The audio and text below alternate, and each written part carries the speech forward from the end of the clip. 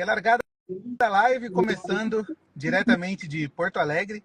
Passei o final de semana fazendo a cobertura da NASCAR Brasil, mas, como a gente sempre faz toda segunda-feira no GP, eu estou aqui com o meu parceiro Arri Train, que é o estrategista da FTR Motorsport, e a gente vai comentar sobre as coisas que aconteceram nesse final de semana da Fórmula 1. Arri, boa tarde, prazerzaço estar aqui falando com você de novo. Boa tarde, prazer te receber em Porto Alegre também, né? Primeira vez em Terras Gaúchas, pelo que eu sei. Sim, é primeira vez aqui, primeira vez em Tarumã, apaixonado pelo ambiente do autódromo, é incrível, não tinha visto nada parecido. Tive, obviamente, várias vezes em Interlagos, tive em Curvelo, tive em Mato Grosso, seguindo aí o calendário da NASCAR Brasil. E realmente o que tem em Tarumã é de outro planeta, cara. Inclusive, eu postei um story ali do lamaçal que tinha no estacionamento, você comentou que tinha uma história engraçada. Vamos abrir com isso aí.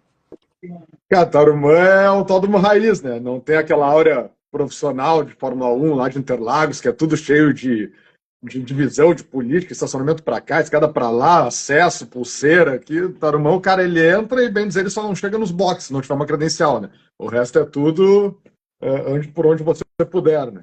E é como tu viu ali, não tem pavimento, não tem nada, é terra, grama. Fim de semana de chuva que nem tu pegou, é um barral mesmo ali no miolo. Galera fazendo churrasco, galera acampada, muito churrasco, né? A galera vai pra cerca lá na sexta-feira, puxa os toldos e a churrasqueira pega direto o fim de semana inteiro. Mas eu brinquei contigo uma vez, na época que meu pai organizava e corria na Fórmula Classic ainda, tinha uns 13, 14 anos, e aí não era corrida, era treino, e tinha chovido, tava um barral lá, e ele, época da máquina digital, ele pega, dá uma andada aí pelo autódromo e tal, faz umas fotos minhas na pista para fazer um material de divulgação, e aí eu tava, acho que era lá perto da 2, por dentro ali da cerca, na terra, lá no barro, pé por pé, cuidando, assim, as posses, coisas, e lá pela Santa Criança, né, que foi atacado por uns quero-quero, que ali tem muito quero-quero também, tu viu, né, que é durante a semana, aquele marasmo ali, eles aproveitam para pôr os ovos, né, e aí tive que sair correndo para não tomar uma ferroada. Quando eu vi, me enfiei numa piscina de barro até o joelho, assim.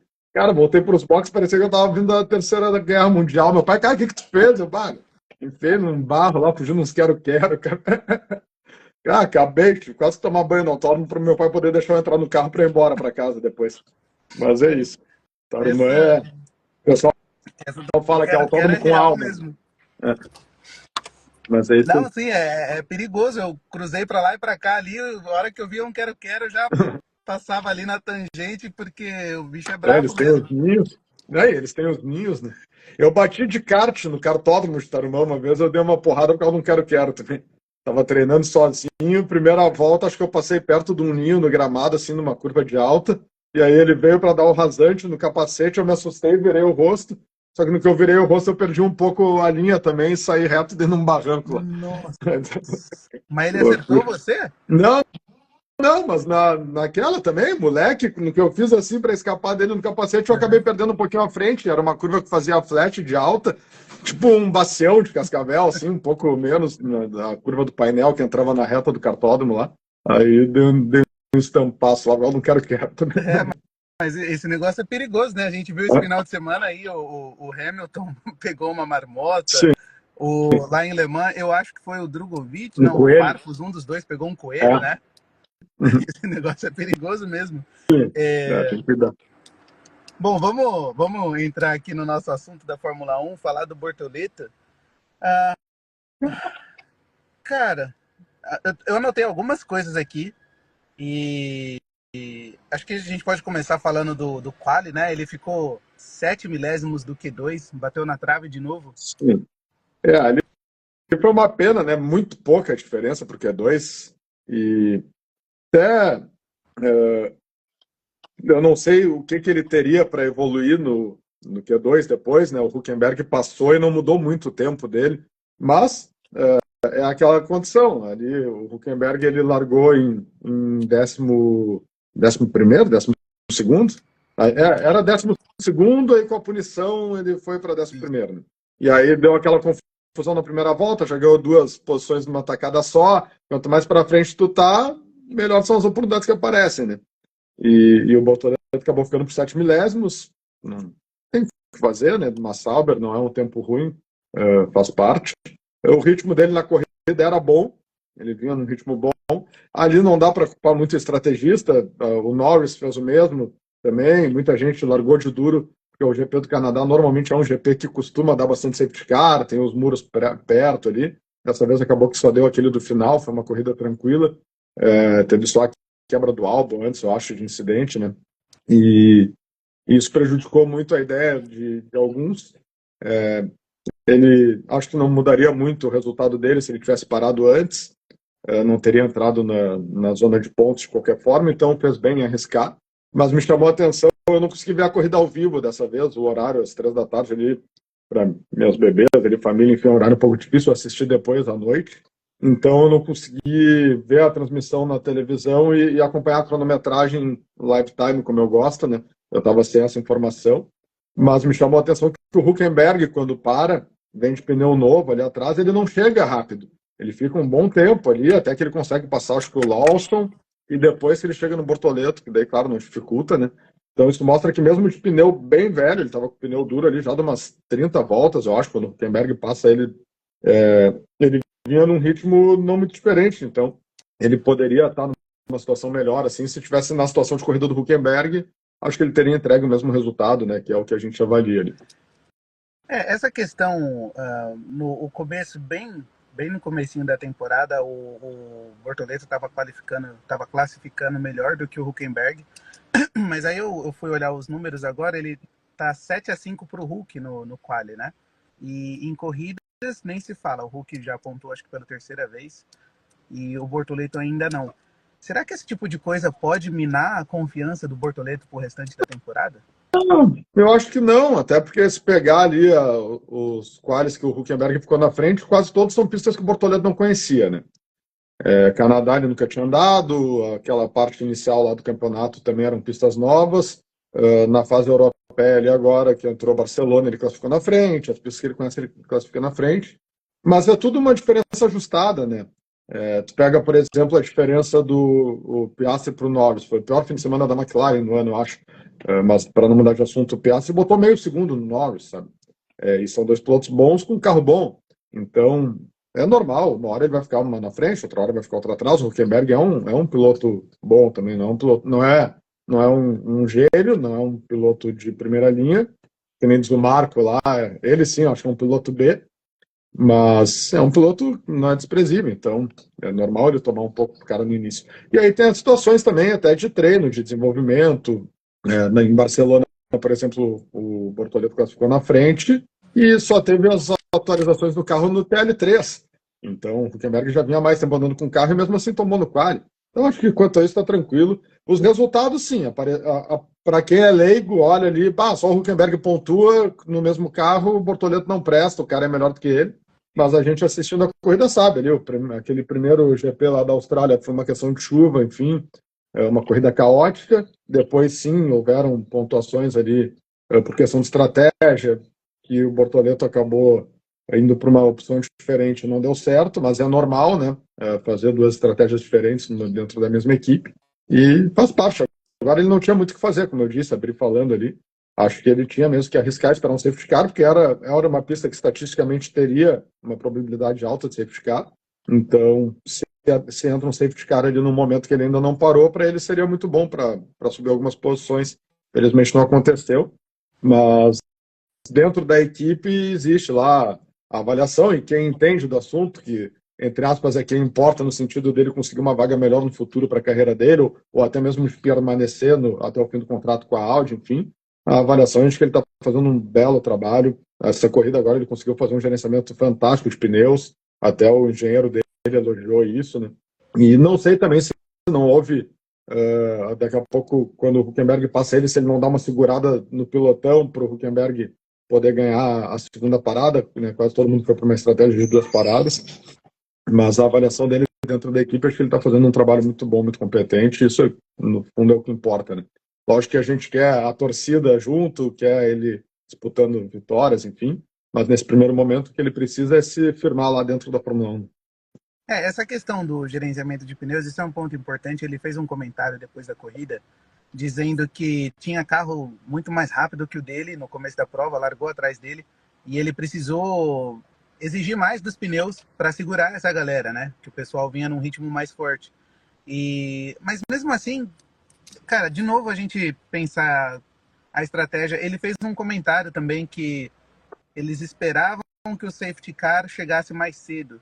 É. Fica meio a impressão de que o negócio é meio uma loteria, assim. Ele tá sempre na aposta Mas, e meio que incomoda isso. Nada é muito certo. É sempre, se acontecer vai dar, mas... mas é que a gente já falou isso em outras lives também, né? A verdade é que quando tu tem um carro que não é consistente para brigar lá na frente, tu tem que jogar na loteria, né? Tu tem que jogar no erro do adversário ou numa estratégia diferente, que se der certo tu vai ganhar várias posições. Então é isso que ele está fazendo. Ele poderia, de repente, ter ficado ali em oitavo, que ficou o Huckenberg, numa estratégia, se ele tivesse largado mais para frente, como largou o Huckenberg, numa estratégia melhor, poderia. Mas aonde ele estava ali, como ele mesmo disse na entrevista, teria que analisar depois para ver se poderia ter mudado muita coisa, uma estratégia diferente, mas a impressão que dá é que não. E se tu analisa a corrida, houveram no pelotão da frente, ali, dos 10 primeiros, teve muita gente andando em estratégia diferente e o resultado não mudou tanto. Teve um momento da corrida ali que tu não sabia o que estava funcionando, o que não estava, porque um tinha parado na volta 13, o outro na 14, o outro na 15, aí o outro na 17, o outro na 20, e depois eles estavam tudo junto de novo. Então, a impressão que eu tenho é que a estratégia não influenciou tanto, assim, o tempo total de prova de cada jogada ali foi mais ou menos o mesmo, né? E chegaram, os quatro que estavam na frente ali, que estavam numa estratégia um pouco diferente, assim, de voltas, chegaram bem próximos um do outro, como estavam lá no começo, antes do primeiro ciclo de paradas, né? Então, acho que não iria mudar tanto. O que iria mudar, sim, ele tendo alongado bem o primeiro stint, se dá um safety car, que aí ele ganha, era de 20 e tantos segundos que se perdia na parada, ele perderia 12, 13, aí ele ganharia ali 10, 12 segundos. Aí sim, aí poderia dar uma diferença grande. Então, acho que nessa etapa eles fizeram certo em arriscar, né? Você acha que dá para a gente dizer que nesse momento o Gabriel é o segundo piloto da Sauber? Você acha que tem esse entendimento dentro da equipe? E é uma coisa até natural, porque o Nico tem muitos anos de experiência e ele traz muita informação para o desenvolvimento do carro? Eu acho que ele é um segundo piloto no sentido tipo, do que aconteceu em Barcelona. Chegaram as atualizações, vamos botar primeiro no carro do Nico, vamos testar, prejudica o Gabriel um pouco nesse sentido, mas não em questão de resultado. Acho que eles nem podem se dar o luxo de escolher, né? Eles precisam aproveitar toda a oportunidade que tem, porque eles brigam por muito poucos pontos, né? Então, um ponto ali, dois lá, faz toda a diferença para eles no fim do campeonato. Não é aquela coisa, eu vou sacrificar um ponto aqui para daqui a pouco ganhar 25. Não, ele vai sacrificar um ponto para de repente o outro piloto dele ganhar mais um ponto. Então, não faz sentido. Acho que nesse sentido eles não têm nenhuma ordem assim de, tu tem que, tipo, como eu disse, de repente segurar o pilotão ali. Acho que a situação daí é analisada corrida a corrida. Você Né? A corrida falou passada. na última live que a gente fez que no momento que eles perceberam que o Nico estava na frente, deram a melhor estratégia para ele, mas se fosse o Gabriel, seria o contrário. Não é informação, é um sentimento que eu tenho. Eu não vi nada depois sobre isso de entrevista, enfim.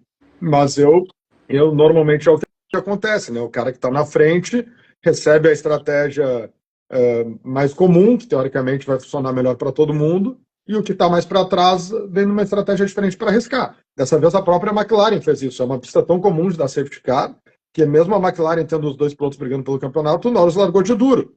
Ele veio para uma estratégia diferente, né? E no fim ia chegar onde estava. Por isso que eu digo, parece que não mudou tanto, né? Se ele não faz aquela bobagem que depois a gente vai falar, ele teria chego basicamente onde largou. Então, a impressão que me deu foi essa, de que as estratégias todas estavam chegando mais ou menos no mesmo lugar, a não ser que tivesse acontecido algo muito diferente que não aconteceu, que seria um safety car, uma bandeira vermelha, enfim. Né?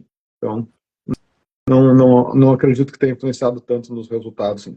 Talvez o Piastri teria, se tivesse parado antes, poderia ter ganho a posição do Antonelli, né? Porque ali estava muito ajustado, ele parou bem depois, então, mas tudo em detalhe, assim, nada significativo, né? Aqui na minha ordem, eu tinha botado para a gente falar do Max e do Russell primeiro, mas acho que vale a pena, então, você mencionou as McLarens. O que aconteceu, cara? Eu vi depois nas redes sociais, a mesma coisa aconteceu, parece que foi, acho que em 2011, a mesma batida no mesmo lugar, com dois carros da McLaren. E aí o Norris, ele sai falando, minha culpa, ele se desculpa com o Piastri. Mas, cara, o que passa na cabeça do Lando Norris? Cara, ele até o comentarista da Band lá, era o Max Wilson, É, não me lembro quem estava fazendo a corrida, ele fala o que eu falo aqui sempre, né? Quem nos assiste aí, quem me acompanha há mais tempo sabe. O Lando é fraco de cabeça, né, cara? Ele falou isso na TV. Ele vem numa situação de pneu um pouco melhor, ele estava com pneu, acho que umas 5 voltas mais novos que o do Piastri, e vem conseguindo tirar uma diferença, um ritmo ok, estava virando até mais rápido, só que quando ele chega para passar, ele não consegue passar. E aí, logo em seguida, o Piastri consegue chegar no Antonelli também, aí ganha a asa, dificulta ainda mais o trabalho dele. No momento que parecia que ele realmente não ia conseguir, que é quando ele também o Piastri também está abrindo asa para o Antonelli para ajudar a se defender da asa aberta dele, ele vem e bota por dentro, freia mais tarde, faz uma manobra legal, assim, parecia que ia ganhar a posição, aí toma aquele X ali, né? O Piastri foi muito bem na defesa, recupera a posição, e aí o cara acho que cola as placas. Ali ele, não, agora eu tomei essa, vou ter que devolver, vou passar o cara por fora. Não sei o que ele pensou, não sei. Mas o Piastri, o jogo dele é 100% limpo. Ele vem para fora na frente, ele não mexe em freada, não muda de posição depois que o Norris faz escolhe o lado que vai atacar. O Piastri estava super dentro da regra para se defender e ele viajou. Por sorte, não botou fora a corrida do Piastri também, né?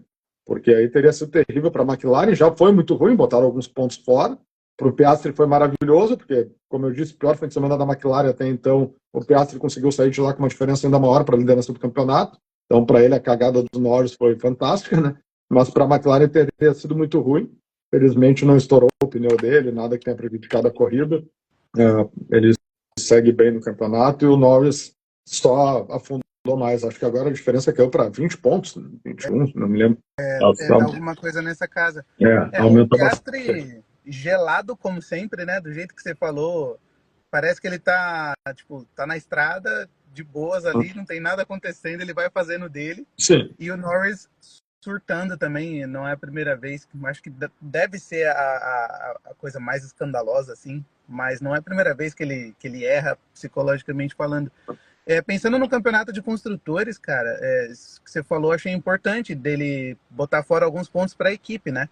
Eu fiz um levantamento na semana passada, nos últimos 15 anos, a McLaren ganhou um campeonato. E ela tem um carro muito forte para ficar perdendo campeonatos porque os pilotos ali não se entendem, né? Eu, sinceramente, acho que eles vão ganhar o campeonato de construtores de qualquer forma. Não sei, a Mercedes veio muito bem esse final de semana, né? E pelo que eu sei, não mudou nada no carro. Não sei se daqui a pouco é a questão da asa dianteira que mudou, que surtiu um efeito mais negativo para a McLaren nesse fim de semana. Mas tu vê ali na corrida, até mesmo nesse momento ali que o Piastri estava tentando chegar no Antonelli, cara, não conseguia. Né? Ele vinha, eu repito, eu estava sem informação da cronometragem, não sei quanto ele estava virando, mas ele não conseguia chegar, isso era um fato. Depois ele chega a entrar no gap de abrir asa, sai do gap, e quando o Norris chega nele, ele acho que dá mais uma apertada e consegue entrar de novo nesse gap para abrir asa, para tentar se defender, mas ele, mesmo com a asa aberta, ele não conseguia atacar a Mercedes, né? Então não sei se é a Mercedes que evoluiu, a McLaren que piorou um pouco em relação à questão da asa e surtiu mais efeito para esse tipo de pista do Canadá, ou se foi algo esporádico, a Mercedes que achou um bom acerto para o final de semana, mas a McLaren chegando em campeonato de construtores, e esse tipo de situação deles se baterem, acho que vai acontecer como aconteceu ano passado, que teve uma situação mais extrema entre eles, aí foi quando deu aquele basta, não, agora o Piastri é o piloto 2, o Norris piloto número 1, né, para disputar o título. Acho que, nesse sentido, o Sack não vai aceitar que se repita, né? Provavelmente a gente não vai ver com muita frequência esse tipo de toque entre eles, né? Espero que não, porque, de novo, pensando no campeonato de construtores, ter um carro desse na mão e perder o campeonato porque você como equipe tá vendo o que tá acontecendo, tá vendo que tem um cara muito na frente do outro e você não toma essa decisão. Claro, se fosse Senna e Prost, a gente ia ficar muito puto de ver a McLaren tomar essa decisão contra o Senna. Mas pensando friamente como equipe, eu acho meio absurdo correr algum risco com um campeonato que parece tão na mão. Mas é que no momento que eles estão disputando e estão se respeitando, não está prejudicando a equipe, ele não tem nem argumento para chegar lá e dizer, não, acabou. Agora ele tem. Né? Agora ele tem argumento para chegar lá na reunião deles, ó, seguinte, a gente estava deixando vocês disputar, vocês já provaram que não dá. Então, a partir desse momento, o Piastri é o piloto número 1, que está liderando o campeonato. Não sei se já vai fazer isso agora, mas agora o Norris entregou para o Zac o motivo que ele precisava para dar um basta, se for o caso. Mas eu acho que ele ainda vai ter a condição de disputar, sim, a pontuação ainda é possível, né, para ele alcançar ser campeão do mundo, embora eu ache desde sempre que não vai ser o Piastri, mas certamente vai ter essa conversa lá dentro internamente. Você mencionou os carros da Mercedes, eu vi uma declaração do Russell.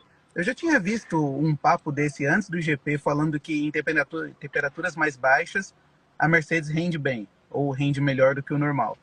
E aí depois da corrida eu vi, não sei se foi o Russell, se foi algum engenheiro, que falou que sim, que a temperatura beneficiou os carros nesse GP do Canadá. E aí, entrando nesse assunto, a primeira coisa que eu queria comentar é o Russell antes deu uma declaração meio enigmática, assim, dizendo que ele tinha pontos na carteira, que ele podia jogar com o Verstappen. E aí eu vi um vídeo do Rodolfo Santos nas redes sociais falando que o Russell tentou uma penalização para o Max ali, acho que na hora do safety car. Sim. Primeiro, você acha que rolou isso mesmo? O Russell tentou sacanear e o que você acha dessa atitude? Ali, acho que primeiro a declaração prévia é o jogo psicológico que a gente sempre fala que tem, sempre vai ter, né? Ele deu a letra, a indireta pro Verstappen, ó, não vem pra cima de mim que quem vai se ferrar é você, sabe, né? Se tu tentar, eu tô tranquilo, eu posso tomar X pontos aí, tu é que tá pendurado. Pro Verstappen, óbvio, numa briga do campeonato, perder um GP seria terrível, ele já tá com mais de uma corrida de diferença, né, pra liderança do campeonato, então se ele perde outra e o Piastri ganha, ele fica mais de 50 pontos atrás, né? Então, foi nesse sentido, assim, de tipo, ó, vem tranquilo, né? Não vem de garfo, porque hoje é dia de sopa, né? Foi tipo isso. Aí depois, sim, depois ele foi mau caráter, é nítido que ele freia de propósito para provocar a passada do Piastri, ele já freia e já abre o rádio, ó, ele me passou, criança mimizenta ali no rádio, ele me passou, tem que ser punido, não sei o quê. Concordo, eu vi esse vídeo do Rodolfo também, concordo com o Rodolfo. Não sei se para desclassificação, acho que o Rodolfo foi severo demais ali, mas ele merecia ter tomado um break test, ali, uns 10 segundos de punição, alguma coisa, ia jogar fora a corrida, a vitória, o Verstappen ia agradecer, mas ele foi sim mau caráter, ele tentou simular uma falta do Verstappen para provocar uma punição que não existiu, né?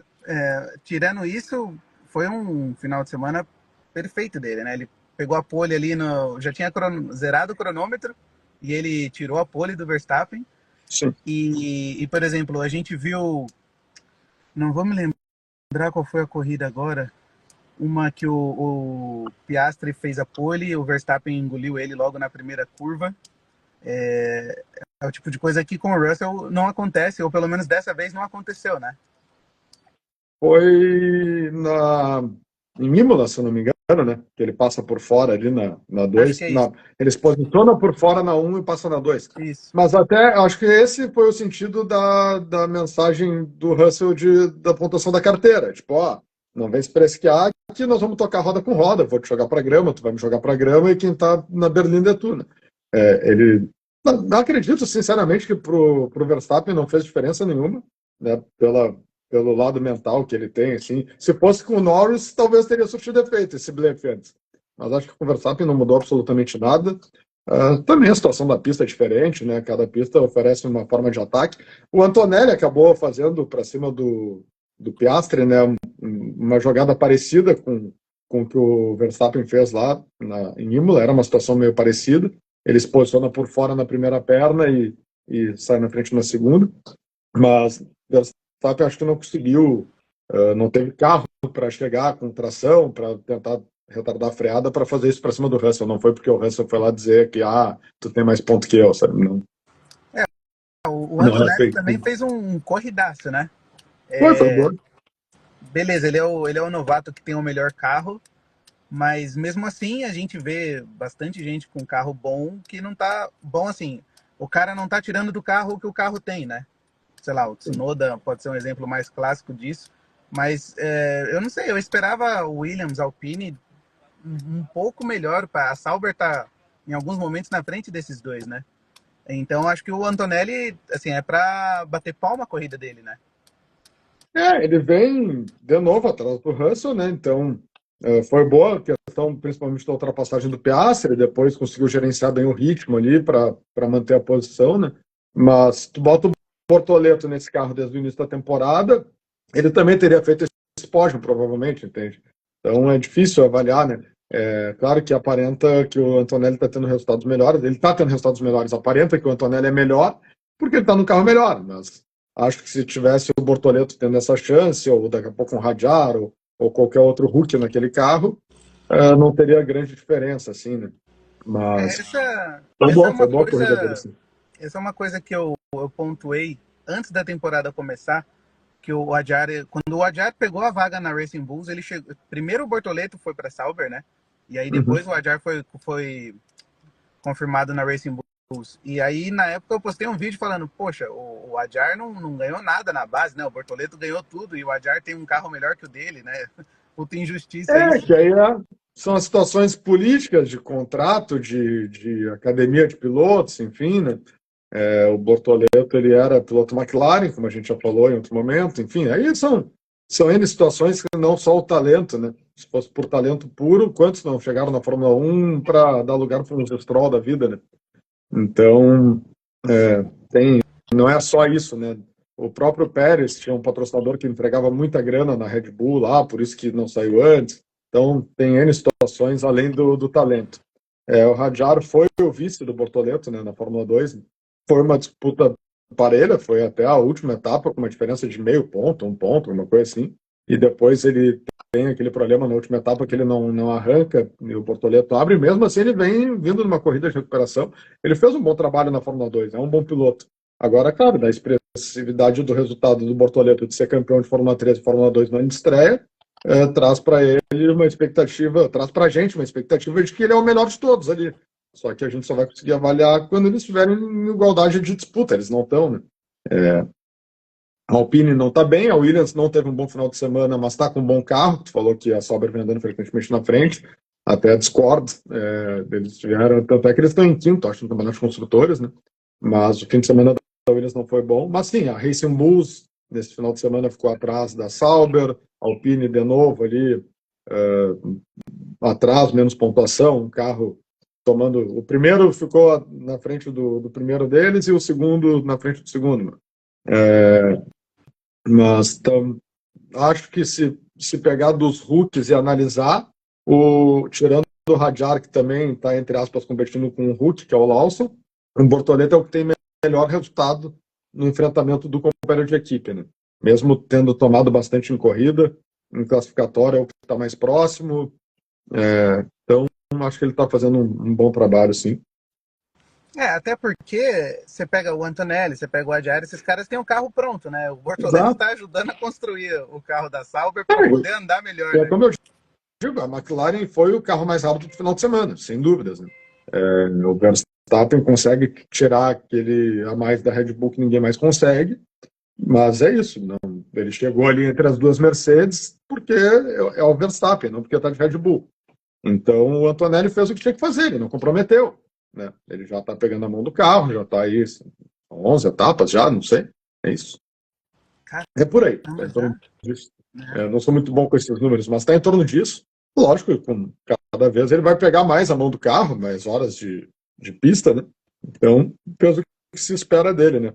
Tomou do Russell, não tomou muito, tomou o aceitável para um Hulk, contra um bom piloto, e está no pódio porque tinha um carro que era para estar no pódio, né? Talvez fosse na época, Hamilton, Russell ali, nessa corrida eles teriam feito dobradinha, provavelmente, né? Com certeza. Bom, aí, outra coisa que você comentou que é um gancho para mim, para o próximo assunto, essa parada do talento.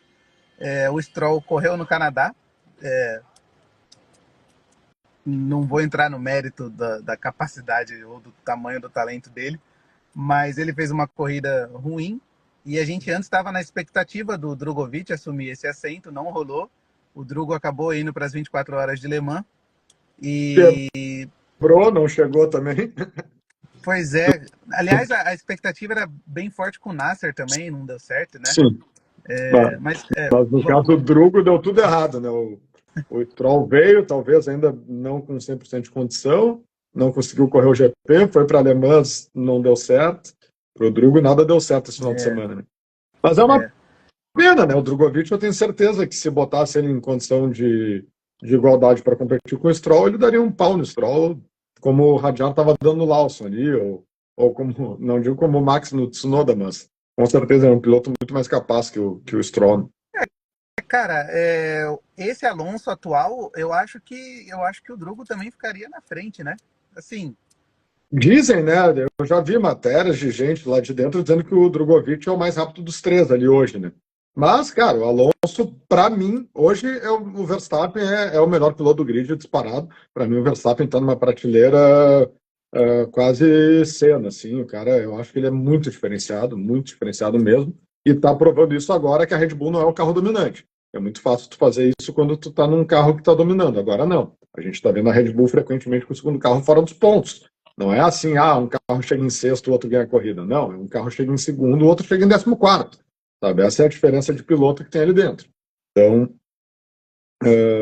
acho que o Alonso não chegou nesse nível, mas acho que o Alonso muito melhor que o Hamilton no auge, por exemplo. Acho que, para mim, ali era Verstappen, Alonso no auge, Hamilton, e aí vem essa linha ali de Leclerc, Piastri, Norris, os caras têm que se provar ainda, né? Mas o Alonso não é um cara que tu vai chegar e vai bater nele de cara, assim, né? Mas é um cara que com certeza daria trabalho. Talvez seria tipo hoje um Huckenberg Bortoleto, assim, faria um exatamente 7-5. isso que eu ia Né? falar, exatamente isso que eu ia falar. Muito provavelmente a presença do Drugo ia tirar um pouco o Alonso da zona de conforto, e aí ia ficar essa coisa, no mínimo, pau a pau, né? Sim. Ia pelo menos tirar mais da Aston Martin do que o Stroll tem Sim. tirado. Mas o Alonso fez um baita final de semana de novo, né? Sim. Ficou bem, chegou bem na corrida, no ritmo ali que ele veio da classificação, não mudou muito, mas era fora a McLaren, Mercedes ali, Red Bull, as Ferraris, ele era o único intruso no meio dessa briga da frente ali.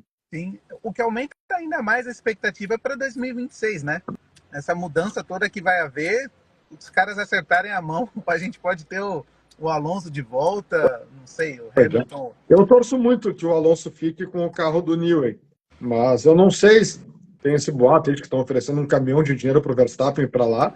Eu não acredito que seja para a vaga do Stroll, acredito que seja para a vaga dele. Né? Não, o Alonso não vai aceitar ser o segundo piloto do Verstappen nunca, né? Não sei como seria, mas acho que num primeiro momento seria meio Hamilton-Leclerc, assim, né? Pô, são dois pilotos bons, um mais velho, o outro no auge, vocês que se entendem na pista, né? Cara, se eles deixassem livre como a McLaren deixa, eu acho que a gente ia ver mais pegas do que a gente tem visto na própria McLaren, se esses dois estivessem juntos. Talvez sim. Porque são dois pilotos explosivos, assim, né? Que não são muito de arregar, né? Que nem a gente diz aqui no Sul. Eles vão pro tudo ou nada, né? Seria bom de ver. Seria fantástico ver essa disputa, né? Até para a gente ter uma noção real de como seria um gênio no auge contra, para mim, alguém que foi um grande piloto no auge umas 10 anos atrás ou mais. Né? Eu queria ver essa diferença ali entre eles. Sim, 10 anos não é nem só a idade do cara em si, mas é o tanto que muda o carro também em 10 anos, né? Mas pesa a idade, o reflexo, é o que é mais ou menos o Hamilton Leclerc, né? Mas como eu acho que ele é melhor que o Hamilton, eu queria ver se ele ia tomar. Claro, o Verstappen também é melhor que o Leclerc, então, mas eu queria ver como seria, eu tinha essa curiosidade. Bom, do que eu anotei aqui, o último assunto que eu tenho é a Ferrari, mas também nem tem tanto assim para falar do final de semana e da Ferrari, né? Não teve nada fora do tom assim que vale a pena. Dessa vez foi o Leclerc, né, que discutiu com o engenheiro. O Leclerc não gostou da estratégia, não queria ter parado. Teve discussão de engenheiro do álbum com a Williams também. Ali eu não entendi, estava de pneu médio se arrastando na pista e não queria parar. Pelo que eu entendi, o engenheiro queria que a Williams parasse, que o álbum parasse, ele não quis. O Leclerc, o contrário, ele queria ter ficado mais tempo na pista com o pneu, mas no fim ele chegou na frente do Hamilton, né? A estratégia botou ele na frente do Hamilton, que tinha classificado na frente dele. Então, não sei o que queria de muito diferente. Talvez estava naquela de esperar um safety car também, que acabou não acontecendo. Mas foi um final de semana mediano ali, não nada de diferente do que o que a Ferrari vem entregando, né? Chegou onde normalmente chega, disputou com quem normalmente disputa, fechou P5, P6, né? Com a besteira do Norris, não seria P6, P7. Final de semana dentro da normalidade, o que não quer dizer que tenha sido bom, né? Mas é o que eles vêm entregando normalmente. O que não foi dentro da normalidade é o que eles fizeram em Le Mans, né? É terceira vitória consecutiva. Sim. Com um terceiro carro diferente. A única diferença é que dessa vez não foi a equipe da fábrica, né? O pessoal lá, o Jefferson estava falando na transmissão que era a equipe bastarda. O Jefferson Kern, eu falo para ele sempre, ele narra as corridas da Endurance Brasil lá. Para mim, ele é o melhor narrador que tem no Brasil hoje de automobilismo. A emoção que ele transmite é sensacional. Mas foi, pelo que eu entendi, essa equipe, eles compraram a Ferrari, é uma equipe tipo a Penske Porsche. A Porsche entrou lá com o carro, enfim, mas o gerenciamento quem faz é a Penske. Ali, pelo que eu entendi, é uma equipe que comprou o carro e a Ferrari disse, não vou te dar meus pilotos nem meus engenheiros, tu te vira, mas tem meio que um suporte, o carro acho que é da Ferrari, é um lance meio híbrido, assim, né? E deu sorte, o Kubica, né? Fala. Aquele acidente que ele sofreu lá de rally 2012, acho que foi, o cara quase morreu, perdeu 75% do sangue do corpo, quebrou 42 ossos, quase tiveram que amputar a mão, o carro atravessou um guarda-reio, assim, parecia uma lança, parece que espetaram o carro para pôr na churrasqueira. Um milagre ter sobrevivido e fantástico, o cara tá de volta aí. Tu postou, né, que seria a maior reviravolta, maior retorno, assim, não me lembro a expressão que tu usou, mas da história do automobilismo. Para mim, é o Zanardi, né? O Zanardi é cortado no meio, literalmente, perde 2 pernas. Não ganhou 24 horas de Le Mans depois disso, mas o fato dele ter voltado a competir em alto nível, lá, DTM, enfim, GT3, um carro adaptado, para mim é fantástico, mas o Kubica também. Cara que veio quase da morte para vencer uma das maiores provas do mundo, uma das 3 da Tríplice Coroa, que a gente sempre fala, de tirar palmas. Óbvio que a gente estava torcendo pelo Brasil, pelo Nasser, pelo Drogovic, mas já que não ficou com eles, é merecido que tenha ficado com o Kubica. Estava torcendo por ele no final. Sim, sem dúvida. Eu nunca tinha visto. Eu dei uma fuçada recentemente para postar, né? Eu vi um vídeo de uma simulação de como teria ficado o carro dele em realidade virtual. Acho que eu vou até postar isso depois. Foi absurdo mesmo, é exatamente isso que você falou. O guarda-reio atravessou o carro, parecia um espeto de um churrasco mesmo. Eu postei uma foto, não sei se tu viu. Vi. Hoje de manhã. Vi. É isso aí. Atravessou bem no meio, assim. E o Zanardi é absurdo também. Não sei se tem 2 ou 3 anos, ele sofreu um outro acidente, ele estava numa prova de ciclismo, né?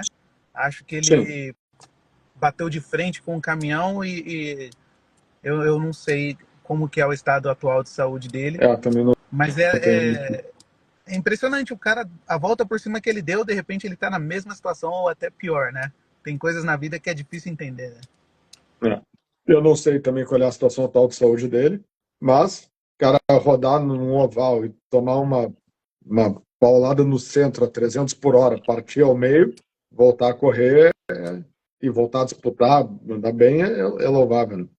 Faltou uma vitória desse esporte para ele, talvez. Então, nesse quesito, sim, o retorno do Kubica é maior, né? Talvez hoje a gente teria mais próximo disso o Grosjean, né? Depois daquele incêndio lá, o relato, a entrevista que ele dá de como ele saiu do carro, cara, é um troço de arrepiar, assim, ele disse, vou morrer, tô preso aqui dentro, não consigo sair, daí ele que começa a pensar nos filhos, e eu preciso tentar de novo, e aí ele acha uma brechinha e consegue sair. Cara, eu me emocionei vendo ele dar aquela entrevista. O Grosjean é outro cara que hoje está na Indy, depois que passou. Ele não teve tanta questão da lesão, né, como teve o Kubica, como teve o Zanardi, mas é uma experiência que faz o cara pensar, puta, será que eu quero isso para minha vida ainda, né? E tá aí, tá correndo, mas recuperação física de uma lesão severa, o Kubica, acho, não é um dado, é um achismo, que é a maior vitória de alguém que passou pelo que ele passou na história do esporte a motor. Podemos voltar lá para o Niki Lauda também, que se queimou, quase morreu, aquela cena que ficou famosa no filme, ele 40 e poucos dias depois, tentando botar o capacete no hospital lá, para poder voltar a correr, e depois disso foi campeão do mundo, mas também era uma questão, quase morreu pela questão dos gases, da queimadura interna ali, do pulmão, enfim, mas também não quebrou 42 ossos, não perdeu 75% do sangue do corpo, o cara saiu da morte para voltar a correr e vencer Le Mans. Mas não dá para esquecer do Lauda nessa história, com certeza. Isso é uma pauta bem interessante, cara. Eu vou desenterrar algumas coisas dessas, postar aí durante a semana, porque tem bastante história boa, que dá Sim. bastante vídeo bacana.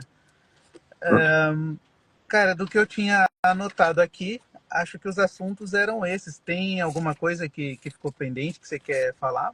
Isso, até eu sei que tu tem que pegar a estrada, vamos fazer mais curtinho hoje, mas só tu falou do Nasser ali em Le Mans, eu acompanhei, não virei à noite assistindo, como já fiz no passado, por causa das bebês, enfim, minhas noites já não são boas para desperdiçar algumas horas de sono vendo corrida, mas eu assisti boa parte da corrida. Sábado fiquei das 11 da manhã até a hora que eu fui dormir com a TV ligada, só parei para ver o classificatório da Fórmula 1, claro que fazendo outras coisas simultaneamente. De noite, quando as minhas filhas acordavam para mamar, eu pegava lá o aplicativo da WEC para ver como é que estava a cronometragem. De manhã, acordo muito cedo, com as bebês também, já às 6h30, 7 horas da manhã, eu já estava com a TV ligada em Le Mans até o final. Então, posso dizer que eu assisti uns 80% da corrida, né? E eu não sei, eu não entendi, eu não vi ainda, não fui atrás da informação, por que eles estavam perdendo tanto tempo nas paradas de boxe. Se eles estavam com um consumo maior e precisavam abastecer mais que os outros, mas ele vinha super bem na prova até a primeira parada, até o primeiro stint ali, que é em torno de 12 voltas, que dura o tanque, né? E dali, então, cada parada ele ia para trás, cada vez mais para trás. Faltou, foi impressionante, né? 24 horas de corrida, só teve um safety car, e acho que isso nunca tinha acontecido antes. Isso prejudicou muita gente, assim, na questão da estratégia também. De repente, eles estavam esperando compensar isso com os safety cars e depois, no final, ter uma condição de velocidade de poder disputar. Mas a verdade é que cada parada que vinha, perdia muito em relação aos demais. Era sempre aquela história, ele descasou um pouco a estratégia de combustível, e tu olhava, ele estava em terceiro, quarto, daqui a pouco ele parava, que ia lá para 12º, 13º, e daqui a pouco tu olhava, ele estava em quinto, sexto, parava, voltava lá para 12º, 13º, e o primeiro stint da corrida, que foi, como largamos até onde fomos, ele estava em segundo, se eu não me engano, no momento da parada. Então, carro para brigar tinha, a questão deles ali, acho que foi realmente questão de combustível, de quantidade de combustível, de abastecimento, que prejudicou, né? Mas, como tu falou, as Ferraris vieram muito forte de novo no final ali, e acho que escancarou ainda mais essa diferença, esse fato de ter tido muito pouco safety car, né? E aí tu não quebra, né? Tu abre um gap por 2, 3, 4 horas, aí dá um safety car, encurta de novo. Como não teve isso, o safety car foi às 10 da noite, mais ou menos. Foi basicamente uma corrida de 12 horas sem nenhum safety car. Então, escancarou mais a diferença. Acho que só os 4 primeiros estavam na mesma volta, né? É triste porque acho que dificilmente outro piloto vai ter uma chance tão boa de conseguir a tríplice coroa do Endurance no mesmo ano. E a gente, como brasileiro, acho que, não sei, desde do José Carlos Patti, que a gente não tinha uma chance tão grande também. O Brasil acho que tem mais nunca alguém ganhou que Le Mans na geral, né? Nunca ganhamos no geral. Da tríplice coroa do automobilismo é a única que falta pro Brasil, né? Mas em vitória só, sem falar no tríplice coroa, que daí é um dado ainda mais complexo, eu acho que o Brasil foi vice com o Passe e, se não me engano, vice com o Raul Boesel também, né? Eu acho que é isso. Eu acho que foi com o Boesel também. Eu não tenho certeza se são 2 ou 3 vices que a gente tem, mas sim, esses 2 com certeza. Já ganhou diversas vezes em classes, né? Lucas de Graça e o Daniel Serra, acho que tem mais de uma. Na GT3, então, acho que é a categoria que o Brasil mais teve vitórias já, né? Mas, na geral, falta ainda. Esse ano estava bem, tinha 2 carros bons, a Cadillac e a Porsche Penske, que, como tu mesmo falou, já tinha ganho o Sebring em Daytona, então chegava muito bem credenciado. Foi o carro que chegou em segundo lugar, a 15 segundos, o outro Porsche da equipe. Por isso que eu digo, não sei qual a diferença, o que estava acontecendo nas paradas do carro do Nasser ali. Uhum. Não foi questão estratégica, eu acho, porque eles paravam mais ou menos juntos, só é questão da parada assim ser mais demorada. Ou foi erro realmente do pessoal de boxe, algum erro de equipamentos, ferramentas. Daqui a pouco o cara estava com problema na válvula de abastecimento lá, sei lá, que estava abastecendo mais lento que o carro outro carro da equipe, não sei, tô chutando. Mas eles perderam a corrida nas paradas de boxe, né? Isso ficou bem claro.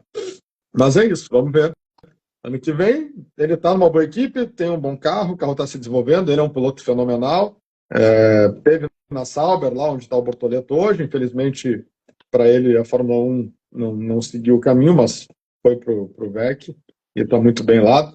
Vai ter a chance, vai ser difícil ganhar tudo de novo, mas pelo menos ganhar alemãs, né? Que é para tirar o Brasil da fila aí, né? O mais importante, o que falta para ele, pessoalmente, o que falta para a gente como nação. Mesmo que não faça tríplice coroa, só o fato de ganhar alemãs já vai ser fantástico. Sim, com certeza. É isso aí.